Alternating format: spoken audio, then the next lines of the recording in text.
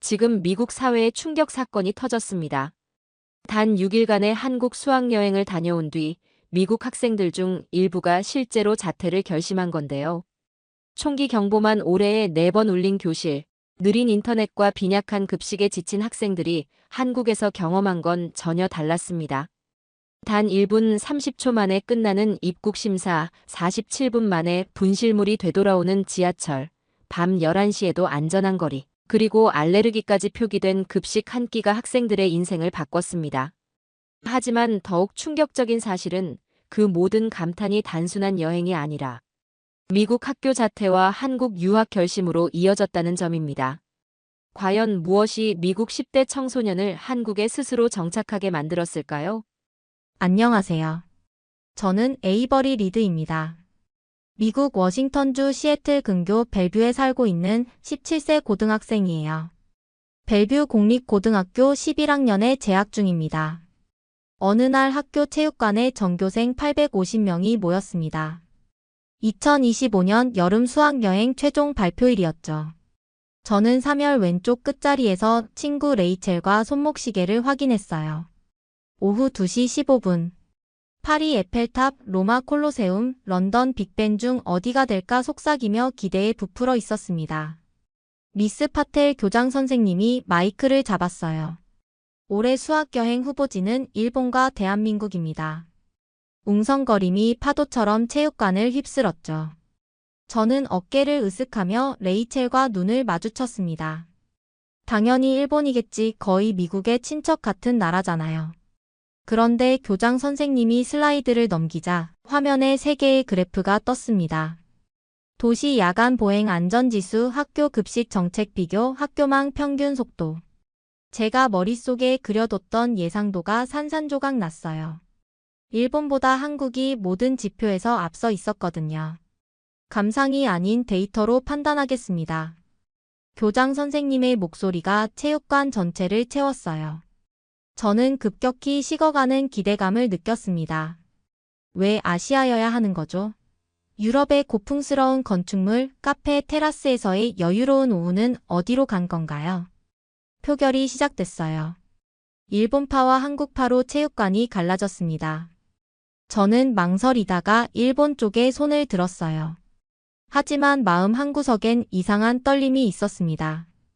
그 그래프들이 자꾸 눈에 밝혔거든요. 결과는 425대 425. 정확히 반반이었어요. 교장 선생님이 마이크를 다시 잡았습니다. 최종 결정은 제가 내리겠습니다. 일주일 후 공지하죠. 체육관을 나서며 저는 복잡한 심정이었어요. 일본이 선택되길 바라면서도 한국이라는 미지의 선택지가 궁금해지기 시작했거든요. 레이첼이 제 팔을 잡으며 말했어요. 에이버리, 너 표정이 이상해. 뭔가 기대하는 것 같은데. 저는 고개를 저었지만 속마음은 달랐습니다. 그 3개의 그래프가 보여준 것이 정말일까요? 지도는 유럽을 크게 그렸지만 미래는 데이터에서 더 크게 보이는 걸까요? 일주일 후 학교 게시판에 공지가 올라왔어요. 2025년 여름 수학여행지 대한민국 서울. 저는 한참 그 글자를 바라봤습니다. 좋아, 모험이군요. 하지만 왜 가슴이 두근거리는 걸까요? 보잉 777기에서 내려다본 서울은 칩셋 회로판처럼 반짝였어요. 밤 10시 30분 인천공항 활주로에 착륙했습니다.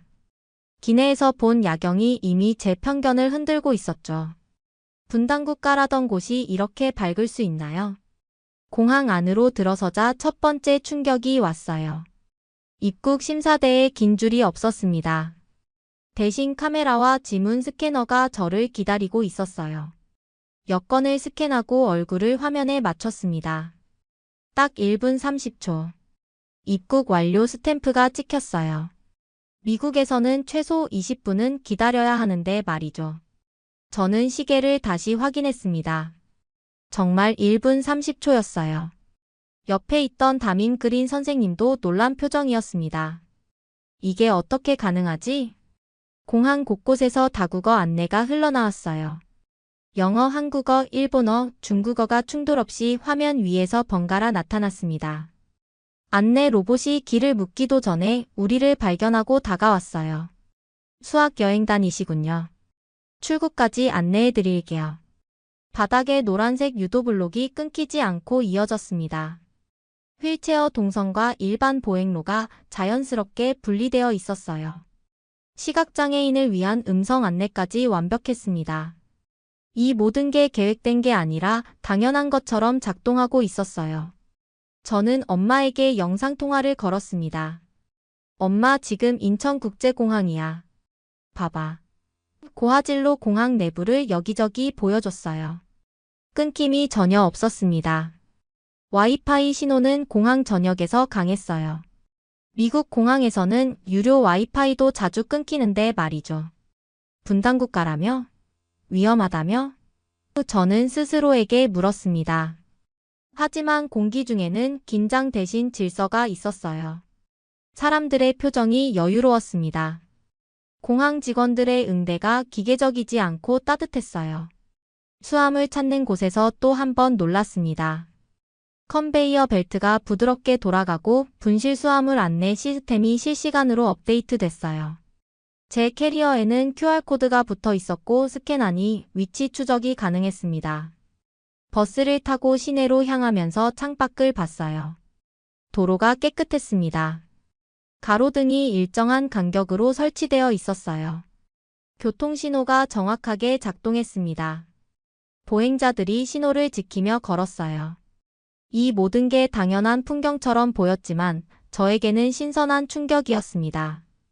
호텔에 도착해 방에 들어서자 레이첼이 말했어요. 에이버리, 뭔가 다르지 않아?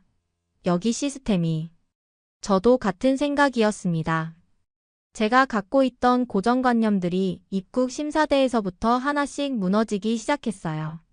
창밖으로 보이는 서울의 야경이 다시 반짝였습니다. 내일은 또 어떤 놀라움이 기다리고 있을까요? 저는 처음으로 이 여행에 대한 기대감을 솔직히 인정했습니다.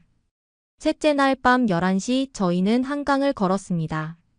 미국에서라면 절대 할 수 없는 일이었죠. 밤 11시에 여학생들이 강변을 산책한다고요? 부모님이 알면 기절할 거예요. 하지만 여기는 달랐습니다. 아이스크림을 먹으며 웃는 커플들, 혼자서 조깅하는 여성들, 카메라를 들고 야경을 찍는 중년 남자분. 저는 눈을 크게 뜨고 이 풍경을 바라봤어요. 이게 정말 밤 11시가 맞나요? 레이첼이 제 팔을 잡으며 속삭였어요. 에이버리, 여기 사람들 표정 봐. 무서워하는 사람이 한 명도 없어. 정말 그랬습니다. 모든 사람의 얼굴에 여유가 있었어요. 경계하는 기색이 전혀 없었습니다. 강변에 앉아 야경을 보며 친구들과 이야기를 나눴어요. 시간 가는 줄 몰랐습니다. 미국에서는 상상도 할 수 없던 평온함이었죠. 제 심장박동이 느려지는 걸 느꼈어요. 긴장이 풀리고 있었습니다. 돌아가는 길에 지하철을 탔어요.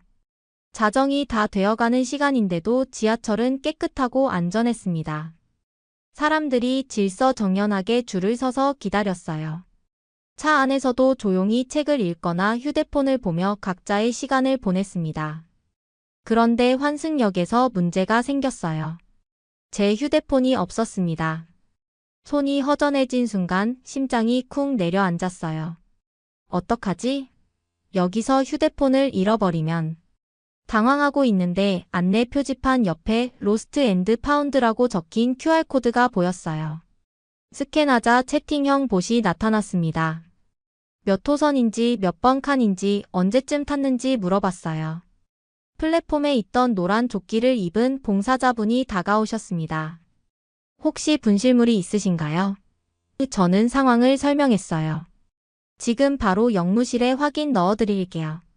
17분 후에 알림이 왔어요. 3호선 을지로 3가역에서 습득되었습니다. 저는 믿을 수 없었습니다. 정말요? 이렇게 빨리요? 다시 지하철을 타고 해당 역으로 갔어요. 역무실 직원분이 웃으며 제 휴대폰을 내밀었습니다. 신분증 확인 부탁드려요. 총 47분이 걸렸어요. 분실부터 회수까지 딱 47분. 미국에서 분실물을 찾으려면 며칠은 기다려야 하는데 여기서는 47분이었어요. 그것도 밤 11시가 넘은 시간에 말이죠. 저는 휴대폰을 꼭 쥐고 지하철 창에 비친 제 얼굴을 봤습니다. 눈가에 눈물이 맺혀 있었어요.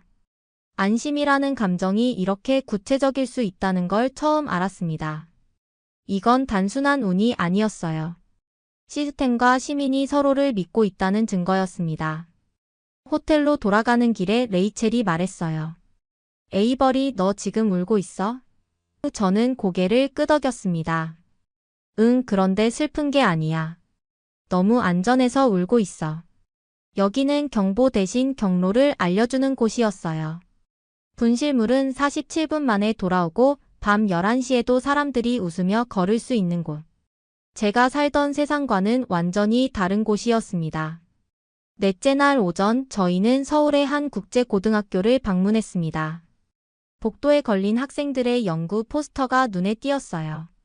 미세먼지 농도와 학습 집중도의 상관관계 분석, 소셜미디어 알고리즘이 청소년 정치 의식에 미치는 영향. 이런 주제들을 고등학생이 연구한다고요? 수학 교실에 들어섰을 때 더 놀랐습니다. 선생님이 칠판 앞에 서 있지 않았어요. 대신 한 학생이 앞으로 나와 발표를 시작했습니다. 오늘은 코로나19 확산 패턴을 미분 방정식으로 모델링해 보겠습니다. 저는 레이첼과 눈을 마주쳤어요. 미분 방정식이라고요? 저희 학교에서는 기본적인 함수도 어려워하는 학생들이 많은데 말이죠. 하선우라는 학생이 제 옆에 앉았어요. 처음 보는 거죠? 여기서는 선생님이 강의하는 시간보다 학생들이 발표하고 토론하는 시간이 더 많아요. 그의 영어가 유창했습니다. 발표하는 학생이 화이트보드에 그래프를 그리기 시작했어요. 시간에 따른 감염자 수 변화를 나타내는 지수곡선이었습니다. 감염은 선형이 아니라 지수적으로 증가합니다. 변화율이 현재 상태에 비례하죠. 다른 학생들이 손을 들어 질문했어요. 외생 변수로 기온도 고려해야 하지 않나요? 무증상 감염자 비율은 어떻게 추정할 건가요? 로그 변환하면 선형 관계를 찾을 수 있지 않을까요? 저는 입을 다물 수 없었습니다. 이게 고등학교 수업이라고요? 하선우가 저에게 노트를 보여줬어요. 잔차 플롯, 상관계수, 회귀분석 결과들이 빼곡히 적혀 있었습니다. 실제 데이터와 예측 모델 사이의 오차가 왜 발생할까요? 하선우가 물었어요. 발표 학생이 답했습니다. 다변수 함수에서 일부 변수를 누락했거나 과적합이 발생했을 가능성이 있어요. 또 다른 학생이 손을 들었어요. 그럼 R 제곱값은 얼마나 나왔나요? 신뢰 구간은? 토론이 이어졌습니다. 집단 면역 임계점, 백신 효과의 통계적 유의성, 사회적 거리두기의 영향을 계량화하는 방법까지 다뤘어요. 저도 용기를 내어 손을 들었습니다. 데이터 누락 구간은 어떻게 보관하나요? 5명이 동시에 손을 들었어요. 선형 보관, 스플라인 보관, 베이지안 추정, 이동평균법. 각각의 편향과 분산을 비교해가며 설명해줬습니다. 여기서는 모르는 것이 부끄러운 게 아니었어요. 질문은 공격이 아니라 함께 탐구하는 도구였습니다. 학생들이 서로의 가설을 검증하고 개선해 나갔어요. 하선우가 제게 말했어요. 미국에서는 어떻게 수학을 배워요? 저는 솔직히 답했습니다. 주로 공식을 외우고 문제를 풀어요. 이렇게 실제 현상에 적용해 본 적은 없어요. 그럼 P값이나 유의 수준 같은 건 배우나요? 하선우의 질문에 저는 고개를 저었어요. 그런 건 대학에서나 배우는 줄 알았거든요. 수업이 끝나고 하선우가 더 설명해줬어요. 여기서 수학은 도구예요. 세상을 이해하는 언어죠. 함수로 관계를 표현하고 미분으로 변화를 추적하고 통계로 불확실성을 다뤄요. 저는 깨달았습니다. 이 학교에서 수학은 교과서의 끝이 아니라 세계의 자막이었어요. 학생들이 현실의 복잡한 문제를 변수와 함수, 확률과 분포라는 언어로 번역하고 있었습니다. 교실을 나서며 저는 생각했어요. 제가 지금까지 배운 건 수학이 아니라 단순한 연산이었을까요? 진짜 수학은 현상을 모델링하고 가설을 검증하고 미래를 예측하는 것일까요? 궁금증이 답을 낳고 답이 또 다른 질문을 만드는 선순환 말이에요. 점심시간이 되자 아이들이 자연스럽게 줄을 섰습니다. 저희 학교와는 완전히 다른 풍경이었어요. 밀치거나 새치기 하는 학생이 한 명도 없었습니다. 모든 학생이 질서정연하게 기다렸어요. 급식실 입구에서 첫 번째 놀라움이 왔습니다. 메뉴판에 단순히 음식 이름만 적혀 있는 게 아니었어요. 알레르기 유발 식품이 1번부터 12번까지 번호로 표시되어 있었습니다. 칼로리, 원산지, 당류와 나트륨 함량까지 상세히 적혀 있었어요. 미국 학교에서는 오늘의 점심 치킨 너겟이 전부였는데 말이죠. 여기는 마치 레스토랑의 영양정보표 같았습니다. 학생들이 자신의 건강을 스스로 관리할 수 있도록 정보를 제공하고 있었어요.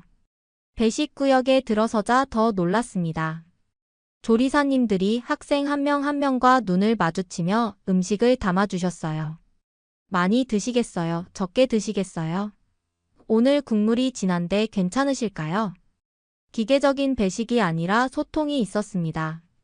저는 견과류 알레르기가 있다고 말했어요.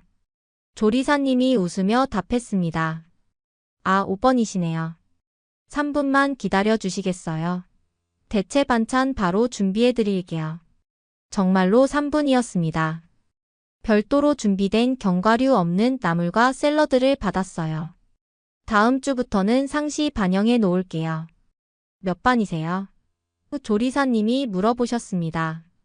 저는 방문 학생이라고 설명했어요. 아, 그럼 혹시 다음에 또 오시면 미리 말씀해 주세요. 미리 준비해 둘게요. 트레이를 들고 자리에 앉으며 저는 울컥했습니다. 미국 학교에서 저는 늘 도시락을 싸와야 했어요. 급식에는 견과류가 섞인 음식이 너무 많았거든요. 알레르기 학생을 위한 별도 대안은 없었습니다. 그냥 알아서 피하라는 식이었어요. 하선우가 제 표정을 보고 물었어요. 괜찮아? 뭔가 슬퍼 보이는데. 저는 고개를 저었습니다. 슬픈 게 아니라 감동받은 거야. 여기서는 내가 예외가 아니어서. 예외? 하선우가 고개를 갸웃했어요. 당연한 건데. 모든 학생이 안전하고 건강하게 식사할 권리가 있잖아. 그에게는 너무나 당연한 일이었습니다. 식당을 둘러보니 모든 시설이 학생 중심으로 설계되어 있었어요. 휠체어 접근이 가능한 낮은 배식대, 시각장애 학생을 위한 점자 메뉴판, 종교적 이유로 특정 음식을 피해야 하는 학생들을 위한 별도 코너까지 있었습니다. 급식비도 놀라웠어요. 한 끼에 3,000원. 미국 돈으로 2달러 30센트 정도였습니다. 미국에서는 학교 급식이 5달러가 넘는데 품질은 여기에 절반도 안 됐어요. 차가운 샌드위치나 데운 냉동식품이 대부분이었거든요.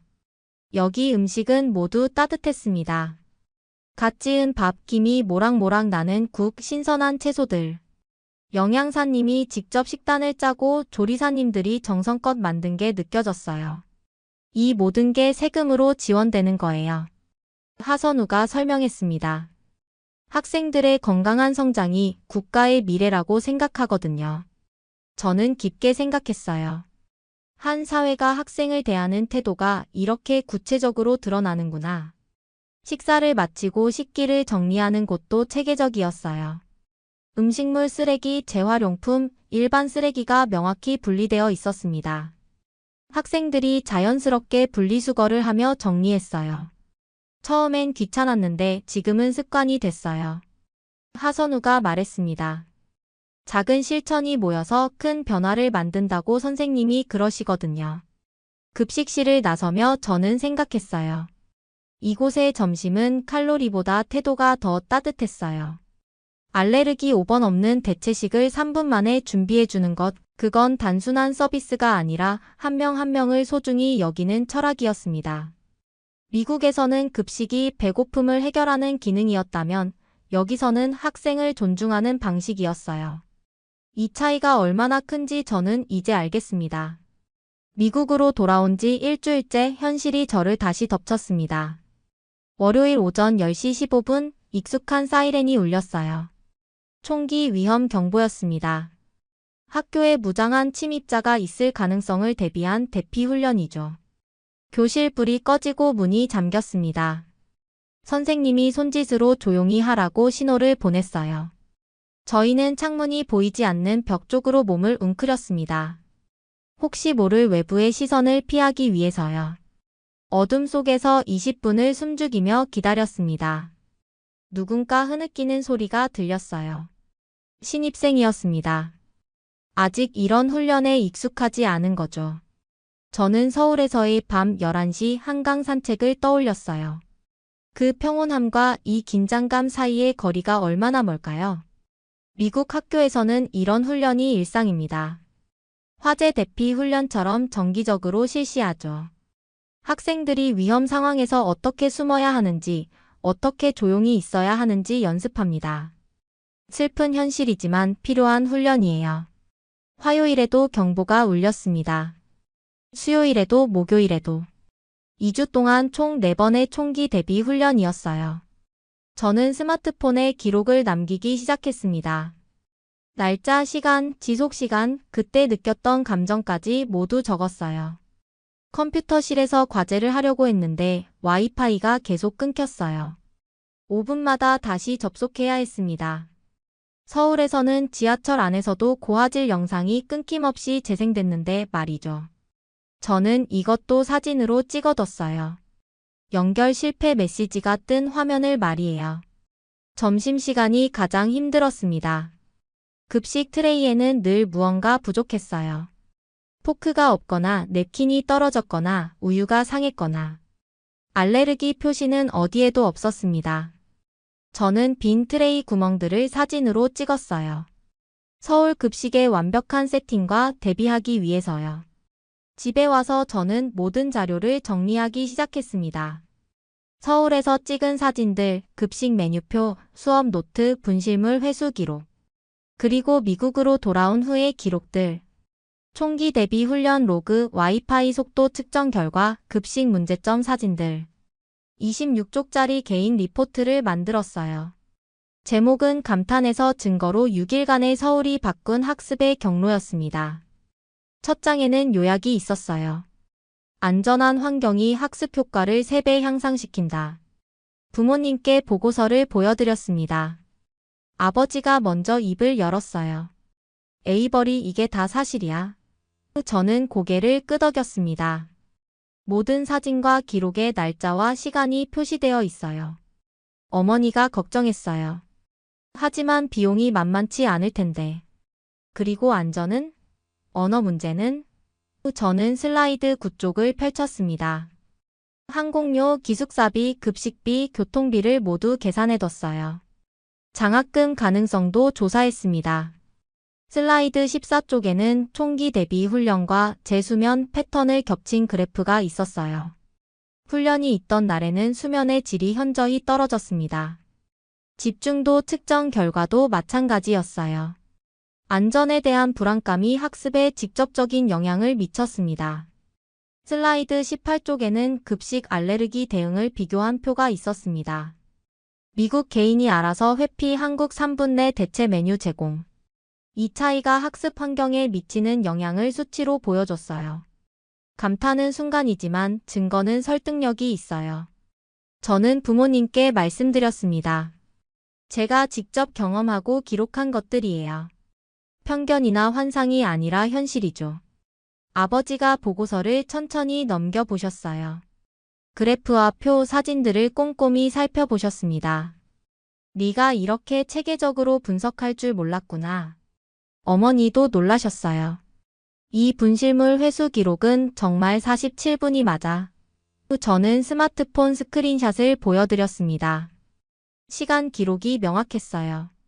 담임 그린 선생님께도 보고서를 제출했습니다. 선생님이 말씀하셨어요. 에이버리, 이 보고서는 단순한 여행 후기가 아니야. 비교 교육학 연구 수준이군. 해외 체험이 학업 성취로 연결되는 경로를 명확히 보여주고 있어. 미스 파텔 교장님도 제 보고서를 검토해 주셨어요. 데이터 기반의 의사결정이군요. 좋습니다. 이런 자료라면 추천서를 써드릴 수 있어요. 부모님이 조건부로 허락해 주셨습니다. 9주. 그 안에 비자와 장학금 문제가 모두 해결되면 허락하마. 저는 달력을 펼치고 계획을 세우기 시작했어요. 그날 밤 저는 창밖을 바라봤습니다. 미국의 밤은 왜 이렇게 조용할까요? 아니, 조용한 게 아니라 긴장감이 흐르고 있는 거였어요. 서울의 그 활기찬 평온함과는 완전히 다른 종류의 고요함이었습니다. 이제 시작입니다. 감탄을 증거로 꿈을 계획으로 바꿀 시간이에요. 저는 큰 결심을 작은 문들로 쪼갰습니다. 9주라는 시간 동안 넘어야 할 관문이 9개 있었어요. 자퇴 서류, 비자 신청, 지원서 작성, 에세이 초안, 추천서 수집, 화상 면접, 장학 심사, 기숙사 배정, 건강검진. 하나씩 차근차근 해결해야 했습니다. 첫 번째 문은 자퇴 절차였어요. 학교 상담실에서 양식을 받았습니다. 정말 확실해? 그 상담 선생님이 물어보셨어요. 저는 26쪽 보고서를 다시 꺼냈습니다. 네, 확실합니다. 부모님 서명까지 받아 제출했어요. 두 번째 문은 학생 비자 신청이었습니다. 온라인으로 양식을 작성하고 시애틀 영사관 면접을 예약했어요. 서류 준비만 일주일이 걸렸습니다. 성적표, 재정증명서, 입학허가서 등등. 서류 한 장 한 장이 제 미래를 좌우할 수 있었어요. 세 번째 문은 서울국제고 지원서였습니다. 온라인 포털에 영어와 한국어로 정보를 입력해야 했어요. 한국어 부분은 번역 프로그램의 도움을 받았습니다. 성적, 활동 경력, 수상 내역을 빠짐없이 기록했어요. 네 번째 문인 에세이가 가장 어려웠습니다. 초안을 5번 갈아엎었어요. 처음에는 한국이 좋았다는 감상문 수준이었습니다. 두 번째는 너무 기술적이었어요. 세 번째는 감정적이었고 네 번째는 건조했습니다. 다섯 번째 초안에서야 균형을 찾았어요. 분실물 47분이 보여준 시스템과 시민의 신뢰, 급식 알레르기 대응에서 본 개별 학생에 대한 존중, 수학 세미나에서 경험한 질문하는 용기. 구체적인 경험과 그로부터 얻은 교훈을 연결했습니다. 다섯 번째 문은 추천서 수집이었어요. 담임 그린 선생님, 미스 파텔 교장님, 그리고 수학 선생님께 부탁드렸습니다. 각각 다른 관점에서 저를 추천해 주셨어요. 학업 능력, 리더십, 수학적 사고력을 중심으로 말이죠. 여섯 번째 문은 화상 면접이었습니다. 한국 시간으로 오전 9시, 미국 시간으로는 전날 오후 5시였어요. 면접관이 3분 계셨습니다. 입학 담당자, 수학교사, 그리고 국제부 담당자. 30분 동안 영어와 간단한 한국어로 대화했어요. 왜 우리 학교를 선택했나요? 그 첫 번째 질문이었습니다. 저는 준비한 답변을 했어요. 분실물 47분이 보여준 것처럼 이 사회는 시스템과 시민이 서로를 신뢰합니다. 그런 환경에서 배우고 싶어요. 미국과 한국의 교육 차이점을 어떻게 생각하나요? 두 번째 질문이었습니다. 미국에서는 정답을 찾는 법을 배웠고 한국에서는 질문을 만드는 법을 보았습니다. 두 가지 모두 필요하다고 생각해요. 일곱 번째 문은 장학 심사였습니다. 성적과 에세이, 면접 결과를 종합해서 장학금 지급 여부를 결정하는 단계였어요. 경쟁이 치열했습니다. 전 세계에서 지원한 학생들과 비교당하는 거였으니까요. 장학 심사에서 저는 안정과 학습의 상관관계를 강조했어요. 총기 대비 훈련 전후의 집중도 변화를 그래프로 보여주며 안전한 환경이 학습 효과에 미치는 영향을 수치화했습니다. 심사위원들이 흥미로워했어요. 여덟 번째 문은 기숙사 배정이었습니다. 합격 통지와 함께 기숙사 신청서가 왔어요. 룸메이트 희망사항, 생활 패턴, 종교적 고려사항 등을 작성했습니다. 한국 학생과 같은 방을 쓰고 싶다고 적었어요. 언어 연습에 도움이 될 것 같아서요. 아홉 번째 마지막 문은 건강검진이었습니다. 예방접종 기록, 알레르기 정보, 정신건강 상담 기록까지 제출해야 했어요. 견과류 알레르기에 대한 상세한 의사소견서도 첨부했습니다. 9주 동안 매주 하나씩 문을 열어갔어요. 때로는 절차가 복잡해서 좌절하기도 했습니다. 비자 서류가 반려되어 다시 준비해야 했고 에세이 마감일을 놓칠 뻔하기도 했어요. 하지만 포기하지 않았습니다. 서울에서 본 것들이 저를 계속 앞으로 밀어줬거든요. 47분 만에 찾은 휴대폰, 3분 만에 준비된 대체급식, 학생들이 자유롭게 질문하던 수학교실. 그 모든 경험이 제게 에너지를 줬어요. 9번째 문을 통과한 날, 최종 합격 통지서가 이메일로 왔습니다. 장학금 50% 지원, 기숙사 배정 완료, 입학일은 9월 1일. 저는 침대에 앉아 오래 울었어요.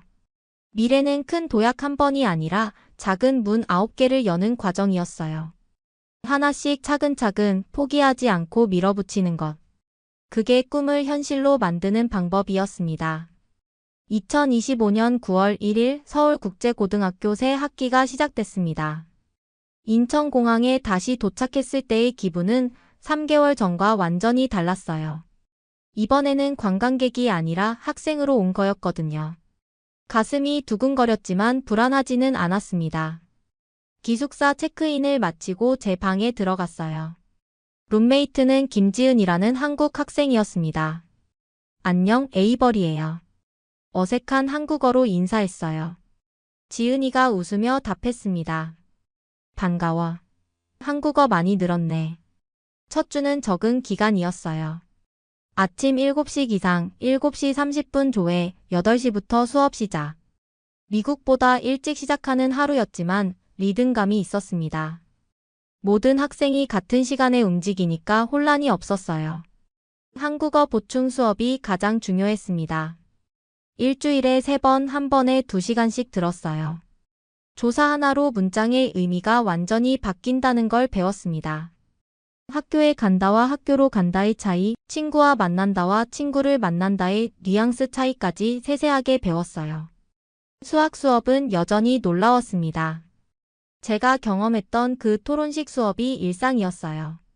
오늘은 기후변화 데이터를 분석했습니다. 각 팀이 다른 나라의 온도 상승률을 맡아 추세를 분석하고 미래 예측 모델을 만들었어요. 저는 미국 팀을 맡았습니다. 1990년부터 2024년까지의 데이터를 보니 흥미로운 패턴이 보였어요. 여기 보세요. 2016년과 2020년에 급격한 상승이 있었는데 이건 엘니뇨 현상과 관련이 있을 것 같아요. 하선우가 제 분석을 듣고 말했어요. 좋은 관찰이에요. 그럼 엘니뇨 지수와 온도 상승률의 상관계수를 구해볼까요? 우리는 함께 계산했고 0.73이라는 높은 상관관계를 발견했습니다. 점심시간이 되자 또 한 번 감동했어요. 급식실에서 이서정 조리사님이 저를 알아보셨습니다. 어머, 3개월 전에 왔던 미국 학생이네. 견과류 알레르기 있다고 했지? 정말 기억하고 계셨어요. 오늘 메뉴에는 견과류가 없어서 안전해요. 그런데 내일 샐러드에 아몬드가 들어가니까 미리 말씀드릴게요. 3개월 전에 약속을 지키고 계셨습니다. 저는 감격했어요. 첫 번째 프로젝트 발표 기회가 왔습니다. 주제는 자유였어요. 저는 두 사회의 안전 인식 차이가 학습 환경에 미치는 영향을 선택했습니다. 미국의 총기 대비 훈련과 서울의 야간 보행 데이터를 비교 분석한 거였어요. 발표 당일 저는 떨렸습니다. 한국어와 영어를 섞어서 발표해도 되냐고 물었더니 선생님이 물론이죠. 자신만의 방식으로 해보세요 라고 하셨어요. 스크린에 이중축 그래프를 띄웠습니다. 왼쪽 축은 미국 학교의 총기 대비 훈련 횟수, 오른쪽 축은 서울 야간 보행자 수였어요. 완전히 반대되는 곡선이었습니다. 한쪽이 올라가면 다른 쪽은 내려갔어요. 안전에 대한 두 사회의 접근 방식이 다릅니다. 저는 또박또박 말했어요. 미국은 위험에 대비하는 방식이고 한국은 위험을 예방하는 방식이에요. 그 결과 학생들의 학습 집중도에도 차이가 나타납니다. 학급 친구들이 질문했어요. 그럼 어떤 방식이 더 효과적이라고 생각해요? 두 방식의 장점을 결합할 수는 없을까요? 문화적 차이는 어떻게 고려해야 할까요?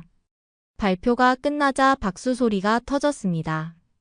선생님이 말씀하셨어요. 에이버리는 두 사회를 객관적으로 비교할 수 있는 독특한 위치에 있구나. 이런 관점이 진짜 중요해요. 4개월이 지나자 저는 완전히 서울의 리듬에 적응해 있었습니다. 한국어도 많이 늘었어요. 이제는 농담도 이해하고 수업 중 토론에도 자연스럽게 참여할 수 있었습니다. 하지만 무엇보다 중요한 건 제 관점이 바뀌었다는 거였어요. 매주 금요일마다 저는 양국 비교 일기를 썼습니다. 같은 상황에서 미국과 한국이 어떻게 다르게 접근하는지 기록하는 거였어요. 지하철 에스컬레이터에서 한쪽으로 서는 문화, 횡단보도에서 신호를 지키는 정도, 학교 복도에서 뛰는 학생들을 대하는 선생님들의 태도까지. 가장 큰 변화는 질문하는 용기였습니다. 미국에서는 틀린 답을 할까봐 손을 들기 두려웠어요. 하지만 여기서는 모르는 것을 인정하는 게 배움의 시작이라는 걸 배웠습니다. 수학 시간에 이 공식의 물리적 의미가 뭔가요? 라고 물으면 선생님이 더 깊이 설명해 주셨어요. 서울로 돌아온 후 저는 새로운 프로젝트를 시작했어요. 교육 환경 비교 블로그였습니다. 매주 하나씩 주제를 정해서 두 나라의 차이점을 분석하고 업로드했어요.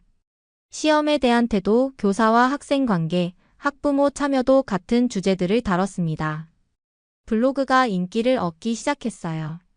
양국의 학생들과 학부모들이 댓글을 달았습니다. 이런 관점은 생각해 본 적이 없었어요. 우리도 배울 점이 많네요. 저는 정말로 두 사회를 잇는 번역가가 되어가고 있었습니다. 어느 날 하선우가 제게 말했어요. 에이버리, 너는 우리가 당연하게 생각하는 것들을 새롭게 보게 해줘. 그게 정말 소중한 능력이야. 저도 그 말에 동감했어요. 외부자의 시선이 때로는 내부자보다 더 정확할 수 있다는 걸 배웠거든요. 밤에 한강을 걸으며 저는 생각했어요. 1년 전만 해도 저는 유럽만이 답이라고 생각했습니다. 하지만 지금은 답이 하나가 아니라는 걸 알아요. 각 사회가 가진 고유한 해법들이 있고 그것들을 비교하고 배우는 게 중요하다는 것을. 분실물 47분은 여전히 상징적인 숫자였어요. 하지만 이제는 단순히 한국이 좋다는 의미가 아니라 서로 다른 방식으로 문제를 해결할 수 있다는 의미로 받아들였습니다. 기숙사 방에서 지은이와 마지막 대화를 나눴어요.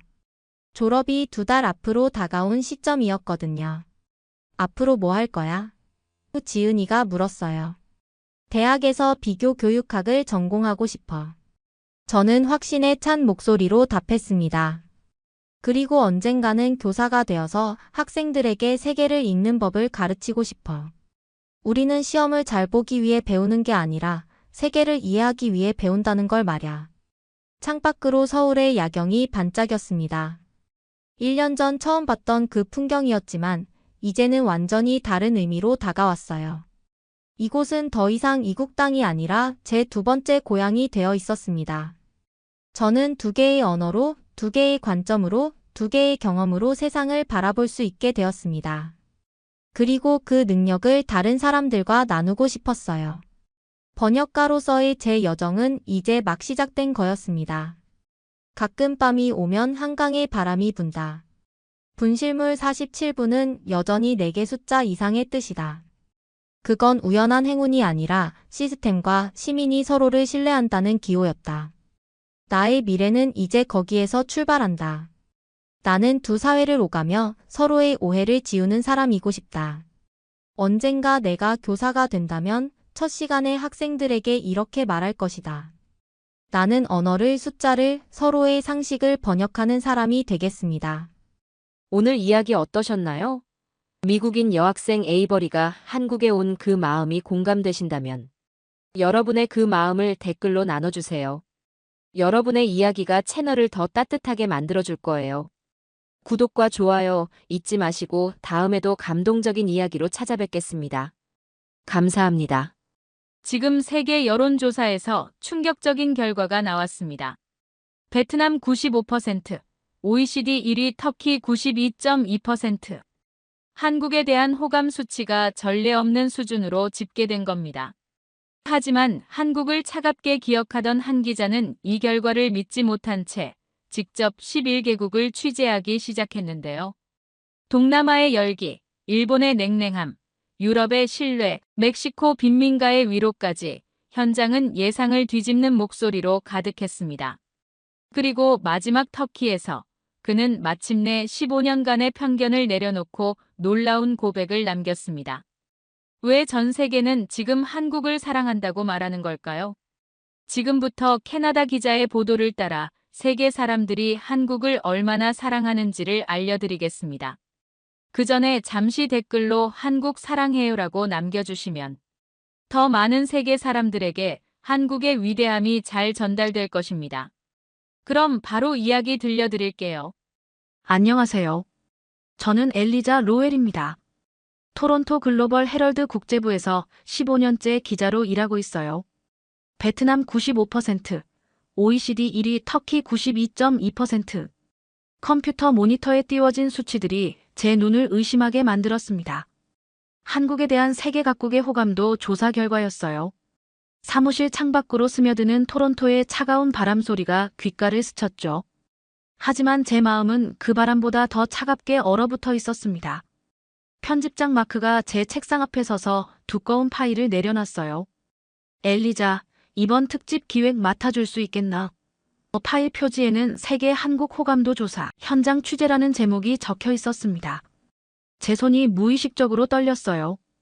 한국 관련 기사는 15년 동안 단 한 번도 맡아본 적이 없었거든요. 의도적으로 피해왔다고 하는 게 맞겠죠. 다른 기자는 안 될까요? 제가 조심스럽게 물었습니다. 마크는 고개를 저었어요. 15년 경력의 국제부 에이스가 필요한 일이야. 11개국을 돌면서 현지 목소리를 직접 들어야 하거든. 그의 눈빛에는 확신이 담겨 있었습니다. 거절할 여지를 주지 않는 그런 시선이었죠. 파일을 넘기자 첫 페이지에 베트남 호감도가 눈에 들어왔어요. 95%. 제가 다시 한번 숫자를 확인했습니다. 95%라니. 데이터 입력에 착오가 있었던 건 아닌가요? 마크가 씁쓸하게 웃었어요. 나도 처음엔 그렇게 생각했지. 하지만 3번 검증했어. 진짜야. 책상 서랍 깊숙이 있는 낡은 수첩이 떠올랐습니다. 15년 전부터 저를 따라다니는 무거운 짐이었어요. 그 무렵